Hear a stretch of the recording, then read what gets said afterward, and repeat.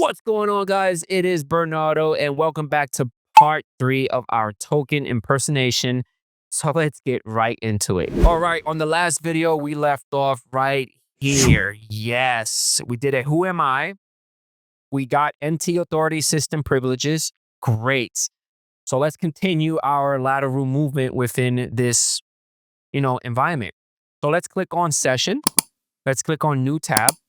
And I'm going to type in the following command. App install Mimikatz. Hit enter. Now, technically, Kali already has this installed, but if you don't have it installed, make sure you have it installed. That is what you are going to type in to install it. Great. So I am going to do the following command. I'm going to do cd usr shared window resources Mimikatz, and let's hit enter. Within here, I am going to type in the following command to list anything within this directory. Hit enter. And got two flavors, Windows 32, Win32, or x64. I'm going to do a cd x64. Hit enter. Let's type in the following command to list all the information within this folder. Hit enter. And the one that we're going to be utilizing would be the following. Mimikatz.exe. We need to take that exe file and then bring it over to our compromised machine. Now, for me, I'm going to type in the following command. I want to drop it into my root folder because, again, I think in part 2 or part 1, we established a PHP session, which allows us to download stuff into our compromised server. So I'm going to type in this. I'm going to hit enter. Great. I'm going to type in the following command to double check and make sure that it is dropped into the root folder. So hit enter. And there goes our file. Beautiful. It is ready for me to download it into our compromised server. So let's head over to our foothold tab, which is here. And I'm going to type in the following command. I am going to do a PowerShell with a parameter of execute bypass, and I'm going to hit enter. From here, I'm going to type in the following command. I want to get into the system32 folder, so hit enter. And now it is time for us to pull down that mimikatz.exe file. I'm going to type in the following command and hit enter.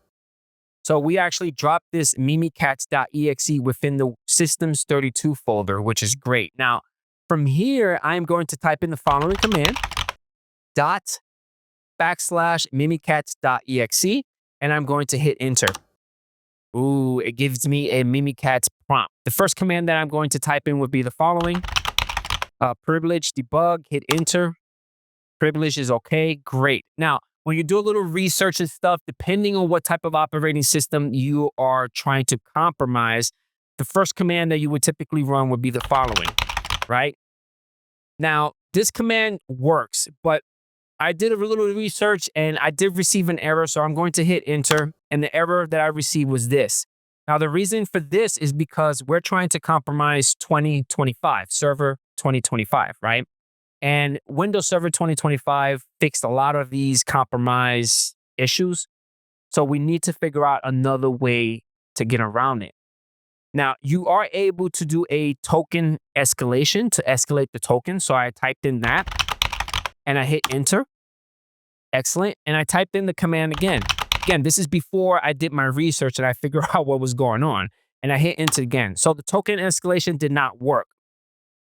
So I dig even deeper and I found something that actually works within the server 2025. And I typed in the following command. Yes, I hit enter. Bam. Now, this command actually gives you all the local accounts cache credentials. This is not what we want. We want to infiltrate domain accounts. So to do this, we need to type in the following command. Hit enter. Now, check it out. There we go. The Batman. We got the MS Cache V2. We can actually utilize that cache and crack it to see if we can get the password and then use this account to do more lateral movement within the network. And that's it, guys. Hopefully you guys enjoyed part 3. Check out part 4, which is going to be the last part. And I catch you guys on the next one. Peace out.